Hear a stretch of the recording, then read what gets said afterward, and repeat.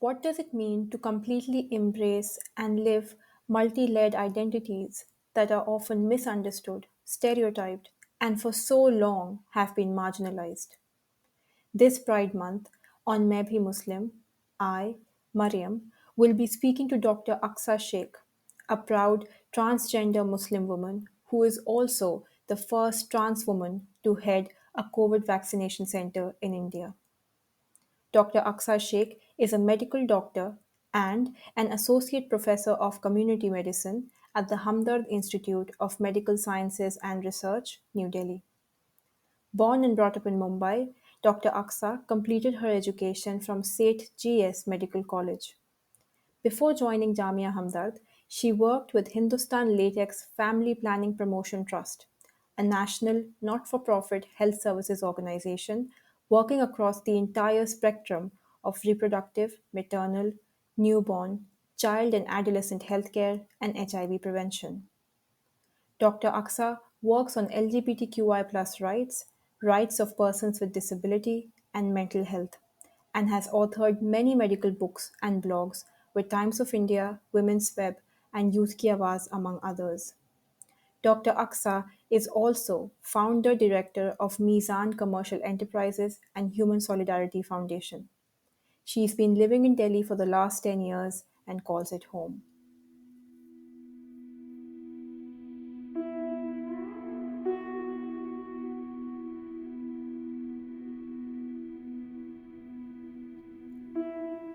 Hi, Dr. Aksa. Firstly, I just want to thank you for taking the time to be on Maybe Muslim. It is such a pleasure to have you on this podcast, and I am so thrilled that you and I will be having a conversation that I have been waiting for so long. And I can't wait for our listeners to really get a peek into your life, your journey, and some of the most inspiring lessons that we can all draw from it. It's absolutely my pleasure. In fact, I had also heard about Maybe Muslim during the Shaheen Bagh protest and never thought that I'll be one of the speakers on the podcast someday. So I think the first thing I really want to begin with is, your tweet in March where you said that, can I lay claim to the legacy of being the only transgender person to head a COVID-19 vaccination center in India? When you shared that tweet, did it also occur to you that you were potentially also the only transgender Muslim person to head a COVID-19 vaccination center? And what really that thought, what impact did it have on you? So the vaccination center which I'm heading was started on 16th of January, which is also the first day when India had launched its vaccination campaign. And as we know, the vaccination was that ray of hope, that we were all waiting for. 2020 was an absolutely disastrous year. It had taken a lot of near and dear ones away from us. And 2021 January was the month when we were really looking forward to getting the vaccines, to getting the shots. And 16th January was that historic day when we rolled out vaccination in our country. It was done with so much of effort. So the first day, was completely lost in trying to make sure that all the ends come together and things come together and we are able to roll out the vaccination. So it didn't sink me at that time. It probably took me a few days to realize that. Hey, I took my shot on 16th of January, so that makes me the first transgender person to get vaccinated in India. And since I am heading this COVID vaccination center, that would make me also the first transgender person to head the COVID vaccination center. And I wasn't really sure if I was the only one. And that's why I tweeted, and that tweet went viral. And the next day I had a Times of India journalist at my center wanting to interview me. And later on, as we have been like for doing vaccination for almost around 6 months, we realized that probably there is no other transgender person in the entire world who is in charge of a vaccination center. So which means probably I am the only trans person to head a vaccination center in the world. Now, while that's very satisfying, it's also a feeling which is not very good, because then it means that a lot of trans persons, there are millions and millions of trans persons across the world, they haven't had that opportunity to serve through vaccination. They have not been able to pass all the hurdles that the society has put into place and reach a spot, where they can command a vaccination center. So while it's satisfying, it's also making us realize of the fact that there's a lot to be done when it comes to transgender empowerment. Also, the fact that I'm not just a trans person, I have multiple identities. I'm also a doctor, I'm also Muslim, Indian woman, so on. And therefore, it really felt very nice that in spite of the double marginalizations of being a Muslim in a Hindu majority country, and especially in the current Islamophobic times, and in spite of being a transgender Muslim, we know that that can be actually a double whammy for someone. I have been able to handle this position, and it's been really a great and satisfying experience. When people come and say that your center has something which no one else has, not just in me being present over there, but the small efforts that we have taken to ensure that the center is inclusive for people with multiple marginalizations. You said something, very important, the in the answer that you've just given is that you faced a double whammy, a double marginalization of sorts that makes it all the more difficult to navigate the way that you want to live completely and wholly with your identity. How difficult has it been, to belong to a religious minority community, and at the same time also belong to the LGBTQ community, and get both those identities, carry them both together, and ensure that their representation and their understanding is built well within and outside the community. So, my entire life, I have been trying to seek acceptance of the majority communities. And when I say majority communities, it's majority in terms of religion and majority in terms of gender and sexuality.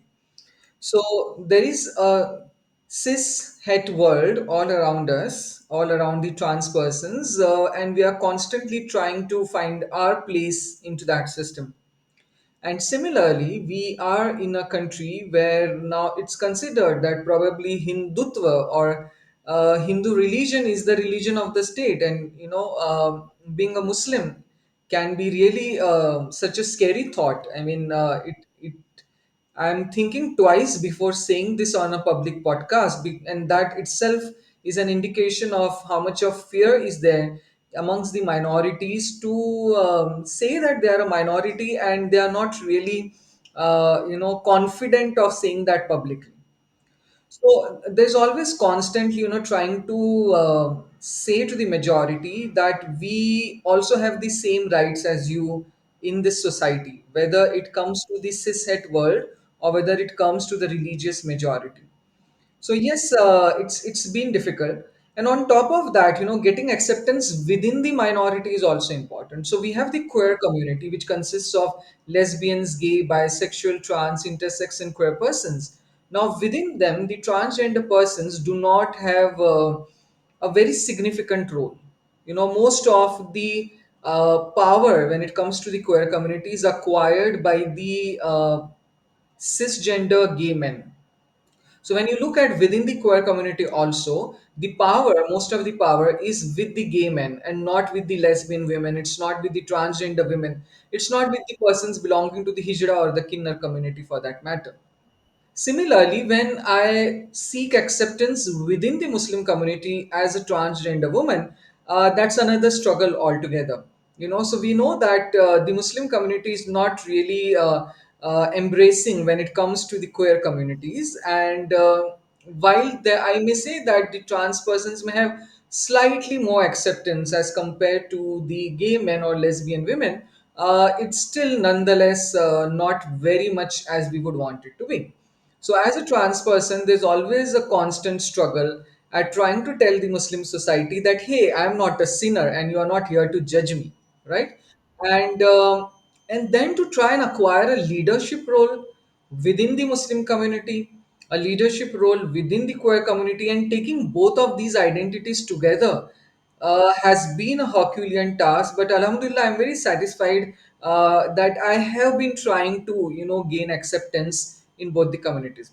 But at the same time, while I say that I seek acceptance, I'm also someone, who always believes that you need to keep on going ahead, irrespective of whether people accept you or they do not accept you, whether the society embraces you or not. You, with your own individuality, have to keep on struggling, have to keep on striving, have to keep on working, not just for yourself but for a lot of other marginalized minorities within the society. And slowly and steadily, the acceptance will start coming. So just this reminds me of an episode from Shaheen Bagh. So I was giving a talk in the Shaheen Bagh library, if you remember, the Fatima and Saidi by Phule library. And the topic was, why are the trans persons also opposing CAA NRC? And I was talking about, the struggles as trans persons when it comes to documentation, when it comes to Aadhaar card, when it comes to proving citizenship and lineage and so on.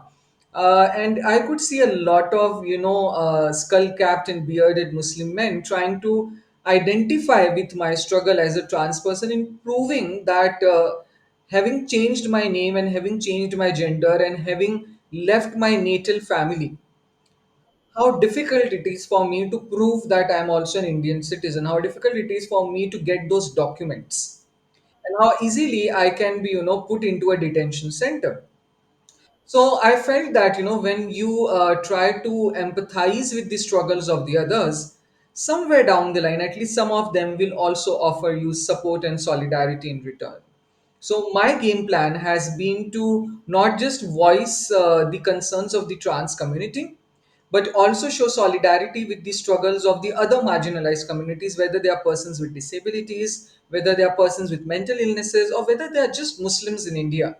And I've seen that that works in also gaining solidarity in return.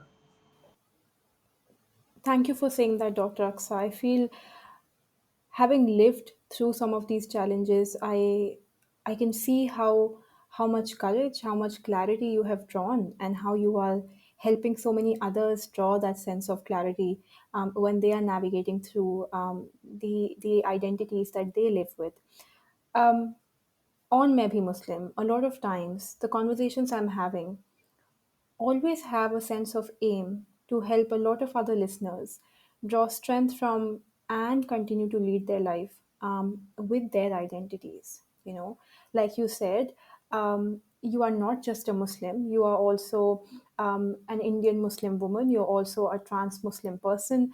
And that is wrapped into so many layers of experiences, right? So, having lived through so many different experiences, um, what are some of the ways that you constantly draw your strength from? Like, where do you get your strength from? While a lot of people tell me that I'm their inspiration, I say I don't want you to be my inspiration. I just want my rights on the table. Please place them over there. So coming to your question as to how I derive my strength, see, I am someone who is a very strong believer of Islam. I'm not a very religious person per se, but when it comes to my faith in that superpower, when it comes to my faith in fate, in taqdeer, that's very, very strong. And I, being a transgender person, I didn't choose my gender identity. I didn't choose to either being a cisgender person or transgender person.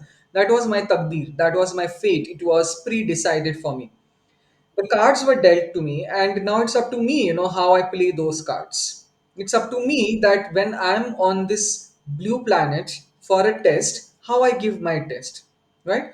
And my life has been, if I can simply divide it into two phases. One is the pre-transition and the post-transition phase.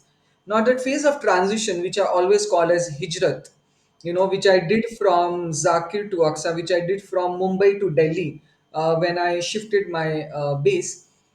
That hijrat has given me a lot of power, because previously Dr. Zakir Hussain was also a very famous medical teacher who had authored books, who was teaching tens of thousands of medical students every year through coaching, was a very rich person.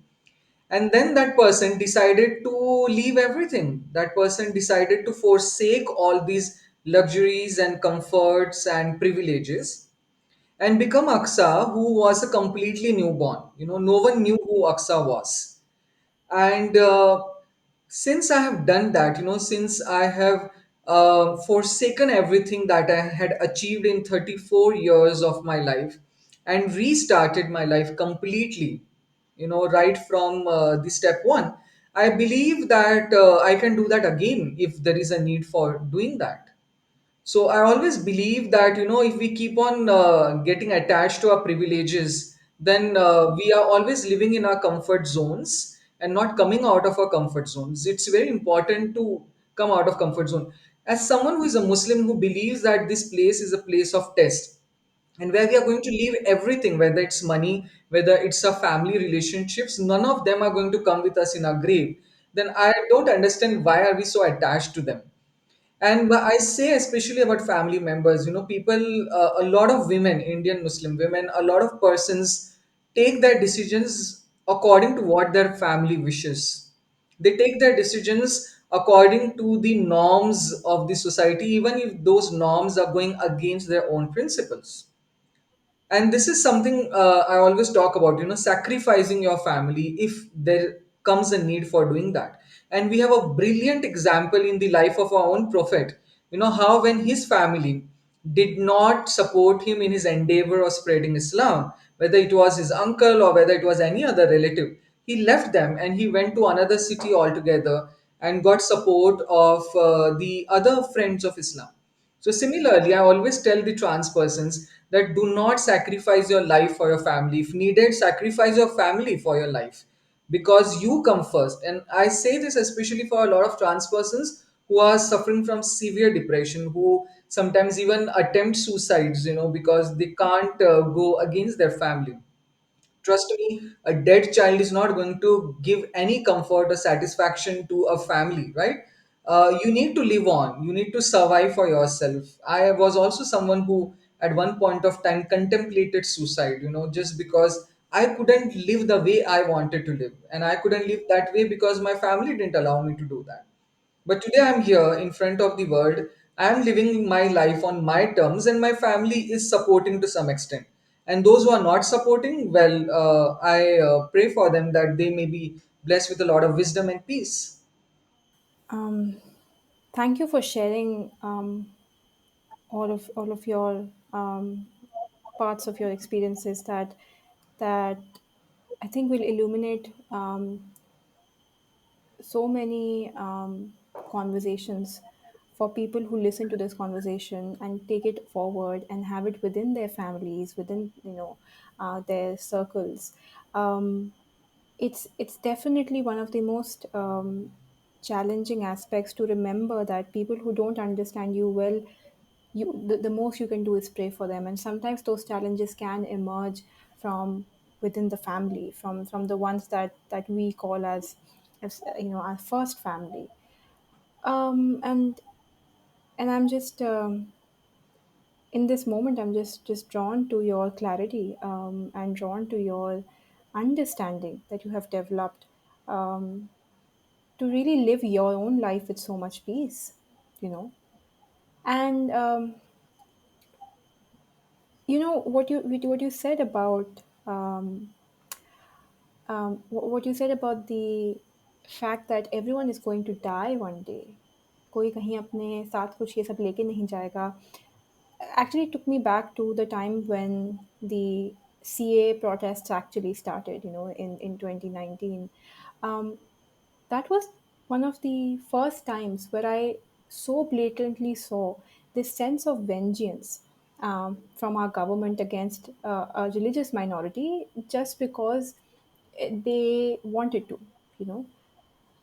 And that made me think that as a country, as as a citizenry, what kind of legacy are we really leaving behind in the name of India if we are ready to persecute our very own citizens just because they come from a minority community, you know, strip off their citizenship on the basis of their religious status. And in that moment I was like, कहाँ कहाँ इतना इतना इतना गुस्सा, इतना इतना hatred कहाँ लेकर जाएंगे हम एज अ कंट्री क्या कर रहे हैं, and that again then made me think about that as a minority community, We have dealt constantly with so much collective pain and collective trauma, you know. कि we are always being told that because we are a minority community, you have to allow कि हाँ but तुम्हारे तुम you will be villainized, you will be stereotyped, you will be subjected to Islamophobia. Going forward, I feel, how do you think as a community can we emerge from this sense of collective pain and constant collective trauma that is being imposed on us?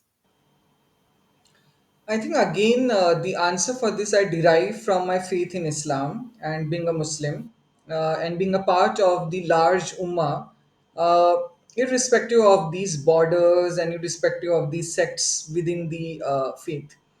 So we always say that the entire ummah is like one body, you know. So if you have pain in one part, how can you be comfortable, in your entirety?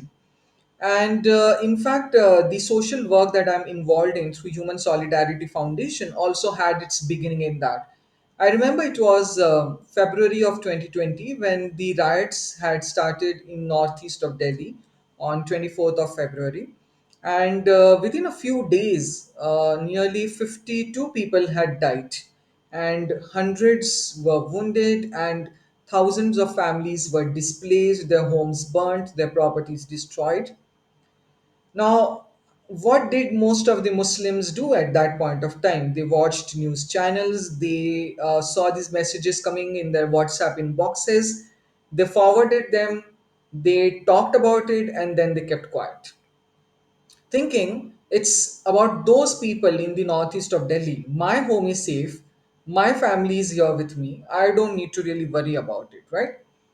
I think that's where we are making a fault. I think that's where we are not doing our duty as a collective ummah, not doing our duty as someone who says that everyone in faith is my brother and sister. So I remember that it was in February when we, as a group of doctors, ensured that we sent ambulances to those places, sent doctors and medicines to those places, because there was not even a single government dispensary which was functioning at that point of time over there. We being doctors could get easy access to the area, and then we use that to leverage food supplies to those areas. We use that to provide clothing and essential services to the people whose homes had been completely burnt. Once that was happening and we were trying to just re-establish their lives, that came March 2020. And as you know, in the last week of March, the nationwide lockdown was announced in view of the COVID pandemic.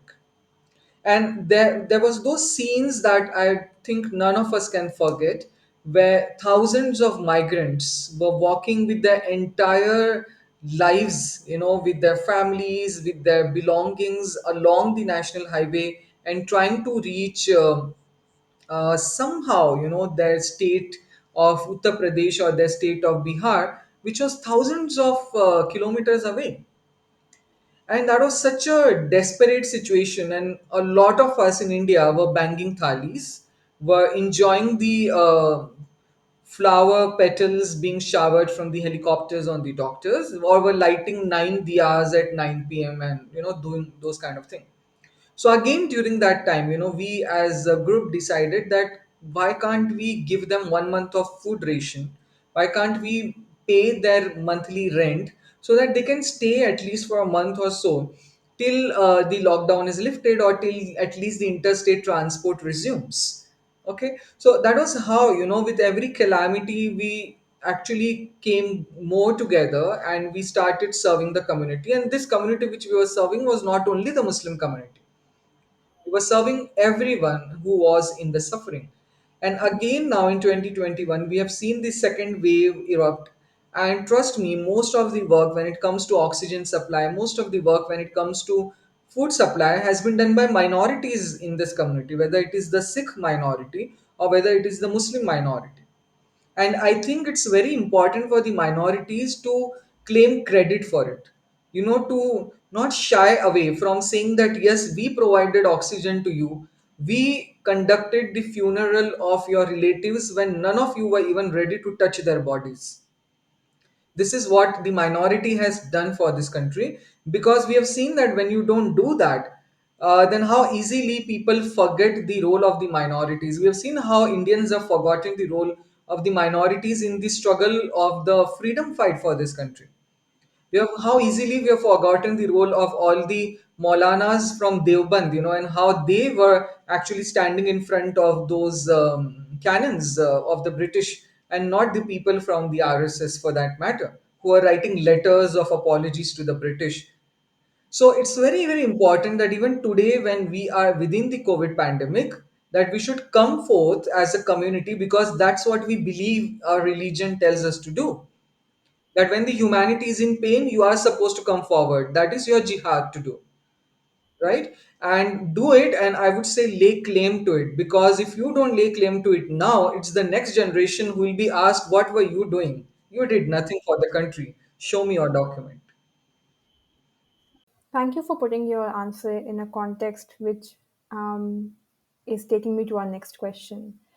A lot of times, the when we talk about India, we celebrate the richness of its diversity. When we read about the languages it has had, we read about the cultures, we read about the gastronomy, we read about the arts, we get to know about it. There is so much diversity that we are constantly taking pride in calling ourselves this country of multicultures, multi languages. And more often than not, we have seen that the way that a certain marginalization of a community has happened is usually from a top down approach. It's generally not the people who are living within us community or society together that start having stereotypes or Islamophobia. It's usually somebody feeding into that Islamophobic thought process that then becomes the regular language and the regular stereotypes and the regular hatred that you start having against a community. And I feel like a lot of times that top down approach is a very fear based reaction towards communities from the majoritarian community. The fear that what is quote unquote truly yours will be taken away by someone else. And we are constantly fed into that narrative because the Hindutva idea is majoritarian Hindu community owning the India, or owning what they want to call the India that is their own. What are your thoughts on that? You have correctly pointed out, that while a lot of it comes from the top, it comes from how the political leaders or the religious leaders who have influence on the society, who have influence on the community, are trying to change the mindset of the majority in this country. We must not forget that there is a huge number of people who are running these WhatsApp groups. There are a lot of uncles and aunties in the RWAs in the societies who are feeling this fear that what if tomorrow a Muslim becomes the Prime Minister of India? Forget about becoming a Prime Minister. Muslims are not even becoming minister in this country today. Muslims are not even getting into the parliament today. Our number is shrinking day by day. It's not even in proportion to our representation in the population. And then there is this illegitimate fear which they are feeling that tomorrow, the Muslim population will grow and Hindus will become minority. And we have seen that wherever they are in majority, they try to implement Sharia laws. And what if tomorrow the Muslims become the Prime Minister of India? What will happen then? We have seen how love jihad, something which didn't exist, was blown out of proportion and was shown in such a dark light. And similarly, we have seen how even the courts had to take cognizance of the matter. We have seen how an entire government came into power by banging the slogan of love jihad. So there's so many things which are done by the majority community, which are done by the leaders from the majority community to fuel this fear. And as you correctly mentioned, it's sometimes about also the feeling of loss, that I'm going to lose something which I am entitled to. That's something very important to understand. And that entitlement comes from lineage, it comes from generations, as if India was established by the Brahmins. These are the people who couldn't even wash their own shit, to be honest, right? And they think that they are the ones who made this country.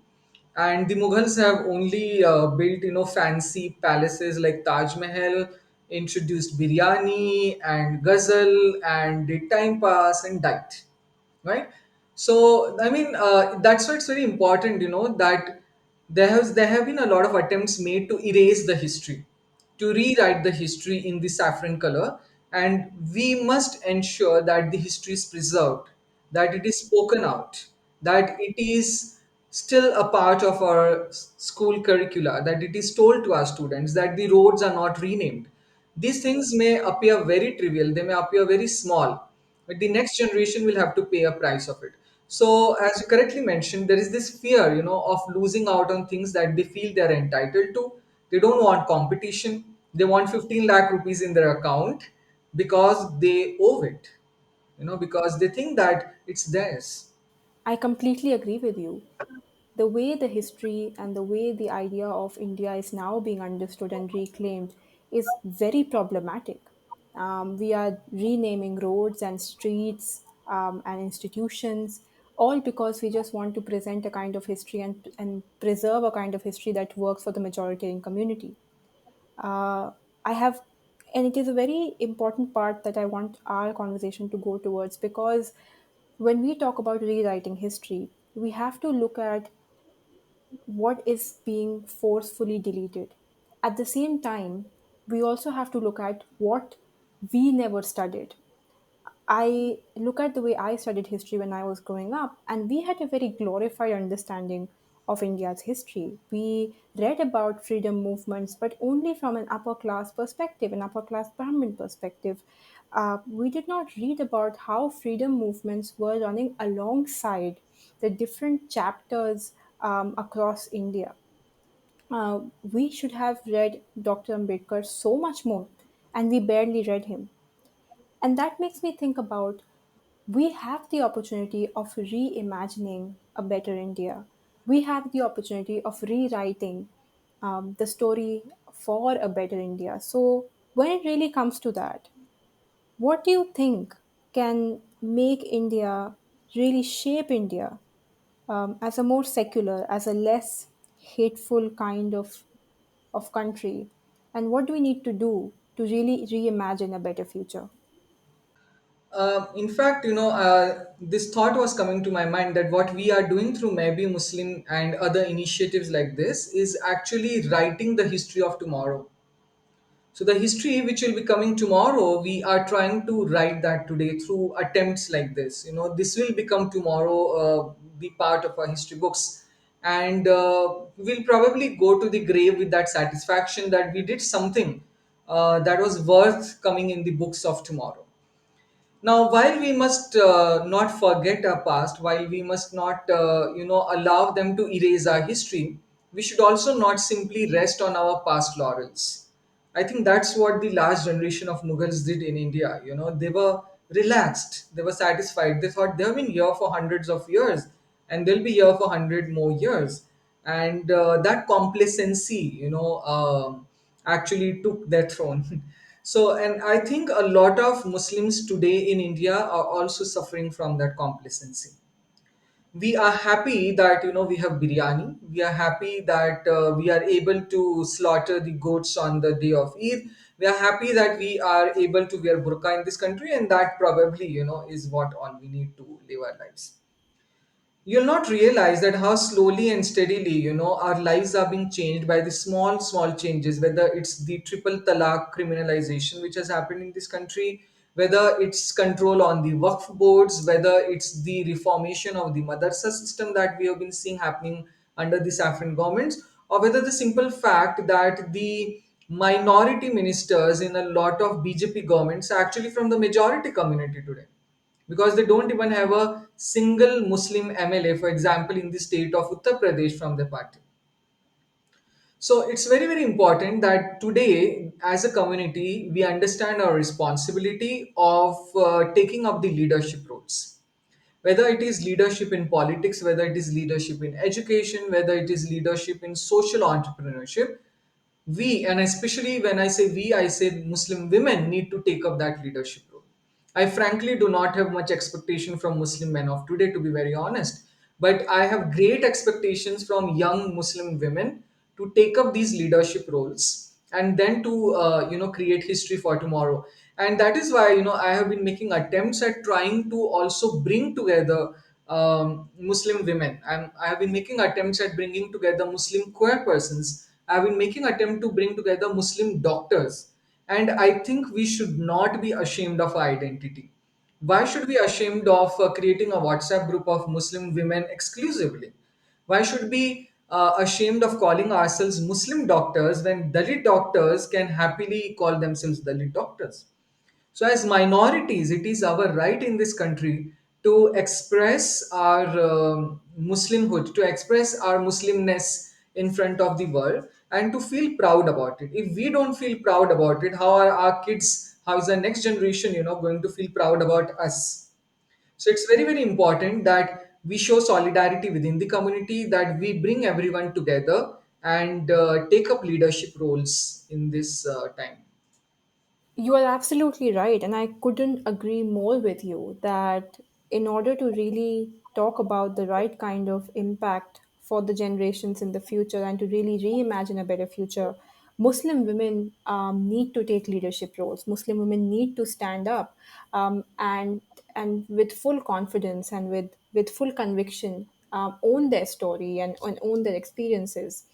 However, I remember growing up I didn't really have Muslim women role models. You know, I couldn't look up to any one particular woman and feel inspired or completely drawn to. So over the years, I actually began making significant life choices and realized that first and foremost, I want to become a leader for myself. Like I want to own my identity, my experience, my journey, and so the Mariam that is here today can look back 10 years and feel drawn to the Mariam that will become, and also feel reflect on the next 20 years, 30 years of my life, and be inspired by the Mariam that is turning into the person that she will become essentially. And similarly, is there something that you did too growing up in your life and took decisions that have shaped your identity today? I think you have really hit the nail on its head when you said that first of all we need to become leaders of our own lives. We need to be the people who decide about our lives, who take decisions about our lives, and especially when it comes to Muslim women, most of the times our decisions are taken by our family members. And I'm not only referring to marriage. Simply as simple as the length of our kurta is also decided often by a mother. Whether we will cover our head and how much will be covered and how much will be left uncovered is also decided by the husbands of lot of Muslim wives. So it's very, very important that the remote control comes back to our hands. We have seen how and I often keep on giving the examples from the Muslim world so that it's more relatable to the Muslim community. We have seen that in spite of Aisha being nearly 53 years younger to the Prophet, how empowered she was as a wife. And she was wife of the most powerful person on earth at that point of time. In spite of that, we have seen how much authoritarian, how much empowered, and how much capable she was when it comes to taking her own decisions. That she did not fear talking in front of her husband, that she did not think twice about being opinionated in front of her husband. And later on, we have seen how she has taken up the leadership role also in that sense. And today, in the Muslim society, unfortunately, if I ask a school kid to draw a Muslim woman, probably that person is going to draw a woman whose only eyes can be seen, who is completely clad in burqa. And that shows that how powerless that woman is. I'm not against burqa, I'm not against hijab, I'm not against niqab, but what I'm against is putting a nakab on your vision, is putting a nakab on your ideas for the future, is putting a lock on your tongue and not being opinionated, especially when you want to speak truth. If you can't speak truth in front of your own family members, how do you expect yourself to speak truth to the power of this country? So it's very important, for us to take the control back into our hands. And in my own example, for more than 3 decades, it was my family who was dictating terms as to how I should live my life, what should be my name, what should be my gender, what should be my body looking like. And only when I took control of my own life, when I became Aksa, and when I had conquered my fear of being oppressed in this society, conquered my fear of, a sedition act that may be put on me, conquered my fear of going into the prison or the jail for speaking the truth. Once those fears were conquered, taking up leadership roles was very easy for me. And I think a lot of people, are becoming slaves of marriage. I'm not anti-marriage. I'm actually pro-marriage, but I say this, that if marriage is actually tying you down, it's also making your mouth shut. If it's not allowing you to think for yourself, then that's not marriage. That's slavery. And I want all the Muslim women to come out of this mental slavery of marriage. Just because you are a wife, you are a mother, you are a daughter or something, you're not a slave. Think independently, think for yourself, and then also take up leadership role in the community. Now that community can be something as simple as a self-help group, or you can take the leadership role and become the prime minister of this country. The choice is yours.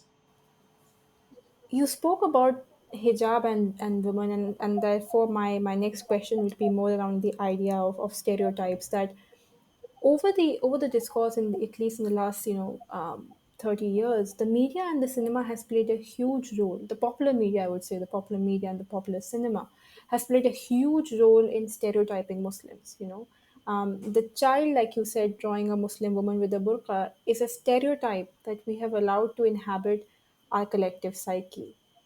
If we see a woman with a burqa, we automatically assume that she is submissive, she has lived through regressive, life choices. In your opinion, as an Indian Muslim woman, what can we do to erase those stereotypes? I think when it comes to tackling stereotypes, especially negative stereotypes about a particular community, then we need to do two things simultaneously. One is deletion and one is addition.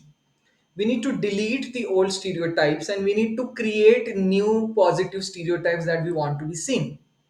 I'll just give one example of this. Recently, through Human Solidarity Foundation, which I have founded, we started doing vaccination awareness campaigns.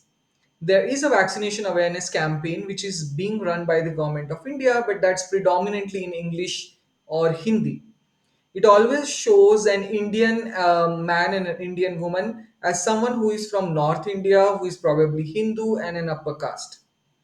The woman is always wearing sari, for example. You never show the character as a Muslim woman, for example. You do not show her as a Dalit lady from Kerala. You do not show her as someone who is from Northeast. And therefore, when we started our vaccination awareness campaign, we decided that the woman would be a Muslim woman, that the language is going to be Urdu, which is not the language of the Muslims, but Muslims have contributed enormously to the rise of Urdu. And third, and very importantly, this Fatima, our character, she's not going to be someone who is in burqa, but she is someone who is wearing the most fashionable sunglasses on a Western top, right? And so, when we talk about stereotypes, it's very important that while we constantly keep on fighting the negative and old stereotypes, we must create the new stereotypes. We must occupy this space, as I always keep saying. You need to occupy these spaces. And until and unless the children have the new stereotypes, how are the old stereotypes going to vanish away? And we have some excellent examples of that. How the Sikh community has done that. We have some excellent examples of how the Jewish community has done that. Some great examples in business from the Parsi community, for that matter. How such a small minority, by simply being visible, by simply being unique and special, can create some positive stereotypes. So today a businessman, for example, is very likely to be Parsi, who are not probably even 1 to 2 million in this country, but not likely to be a Muslim. The person who is serving the food, if I ask someone to draw, they'll most probably draw a Sikh person but not a Muslim person. So we need to, especially when it comes to the arts, we need to occupy these spaces. We need more comics, we need more posters, we need more podcasts like this, so that the art and the culture represents the Muslim art and culture. It represents the Muslims' contribution to the society and creates new stereotypes. I'm actually looking forward to knowing about the character of Fatima, because that's such a brilliant way of really breaking down those archetypical stereotypes. And you know, you said very rightly about using comics, using arts and cultural spaces to really talk about the diversity within the Muslim identity that lives and thrives. I sometimes wonder, um, when it comes to changing the stereotypes, um, changing the narrow-minded approach towards a community within smaller circles that we inhabit, how can we change that? Like when I speak to my parents, for example, how do I bring them to understand the relevance of using the right kind of pronouns, the expansion of the vocabulary? How can they be more inclusive when they are talking within their own circles? Um, you know, have you thought about that? And what are some of your maybe you can share some of your ideas with us.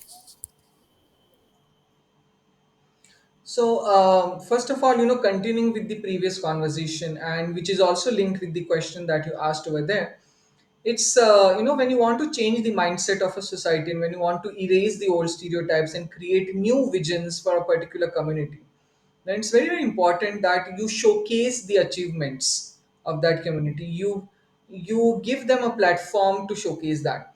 I'll give you one example. If I were to ask someone to close their eyes and think of a transgender woman, how does a transgender woman look? They'll probably take inspiration from Bollywood. They'll probably take inspiration from some web series, or maybe the trans person that they've seen on the streets, and say that a hijra person is actually a transgender woman. They'll probably not remember me, in that vision, as to that Dr. Aqsa can also be a transgender woman. So it's very important that, people like me who can afford visibility should take up every opportunity at being visible, at being audible, and make sure that they are seen and they are heard. It's a very tiring journey, trust me. I do at least 1 to 2 interviews every day, and it's not easy to do them along with my important work of being a vaccination center in charge, being the researcher on COVID vaccine, and also managing a full-fledged NGO. It's very difficult. I have to sacrifice on a lot of other chores. I don't remember when was the last time I watched a web series, for that matter. But then it's important because it means so much to me. It means so much that I'm shaping the future. It means so much to me that today what I'm doing will probably change how people are going to look at transgender persons 10 years down the line. And therefore, we all in the community, especially in the Muslim community, must be prepared to do this hard work. Eat your biryani, but then work also for 20 hours if needed. Right? Second is very important when it comes to the conversations. As you correctly mentioned, how do I talk about the pronoun they in front of, let's say, my parents? Or how do I talk about this to my friends who may be all straight? First and foremost is, I think we all are unique. Even if you want to, you can't be queer if you're not. Even if you want to, you probably can't turn Muslim in a day if you have not accepted the shahada, for that matter. So the whatever identity you have, first and foremost, is affirm that identity. Be proud of your identity, carry that identity on your sleeves. So I always introduce myself as a Muslim transgender woman, because for me both these identities are very important and I'm extremely proud of them. Now once you do that, you bring that topic on the table for conversation. Yesterday, for example, I went to record Joe's talks and I made very clear over there in front of the producer that I'm anti BJP. And I was in a state which was ruled by BJP. I was in Gurgaon at that point of time. So it's very, very important, to affirm fearlessly your identity. Second and very important point is always speak not just for your pains, your trauma, your minority marginalizations, but also about others.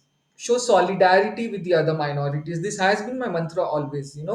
If I'm a trans woman and I only work for the trans persons, then probably I'm not going to get support from other persons who are not trans. I may get support only from my community. If I'm a Muslim person and I only talk about the empowerment of Muslims and I don't talk about the empowerment of persons with disabilities, persons with mental illnesses, or persons who use substances, then I'm not going to get support from the other community. So it's very, very important. And I always tell this to my friends in the queer community and anyone who is from a marginalized group, that if suppose you have one marginalization, if you belong to one minority, always try for at least one minority more. So I, for example, belong to the minority of being a Muslim. I belong to the minority of being a trans person, but I also strive for the Kashmiri Muslims. I also strive for the persons with disability. I ensure to learn about persons with mental illnesses and to advocate for their rights. And when you do that, automatically your conversation, you become an advocate for the rights of so many minorities. So the next time probably you are on a date, you'll ask someone what do they think about Article 370 and its abrogation, right? So it automatically comes into the conversation then. You are absolutely right. I mean, it's such a empowering lesson that you have just given us through your answer. And it's a lesson that I'm going to follow and commit to going forward in most of my conversations, making sure that if I'm speaking for the community that I come from, the minority representation that I can bring forward, I will ensure that I hold space for another minority representation. And I think this is also one of the best ways to develop the understanding of what solidarity means for us living together in this, as you called it earlier, the blue planet, right? Like this blue planet that we all belong to, and how can we make it home for each and every one of us that is born here. Um, as much as I would like to continue this conversation with you, I know you are pressed for time, so I'll have one final question, and I think then we can wrap it up. And that question is, what comes to your mind when you say, "मैं भी Muslim"? For me, the day I proclaimed to the world that I am a transgender person, there were people who wanted to tell me that now you are no longer a Muslim. You can't be a Muslim and a queer person. And I wanted to tell them that you are not Allah, that you are not God. I have my Allah and I have my religion and I am a Muslim and no one can take it away from me. So for me, saying that maybe Muslim is actually an assertion of my faith, it's an assertion of my power to the people who want to snatch away my faith from me. Because they think you can't be a queer person and you can't be a Muslim together. And I want to tell them that I am a transgender Muslim.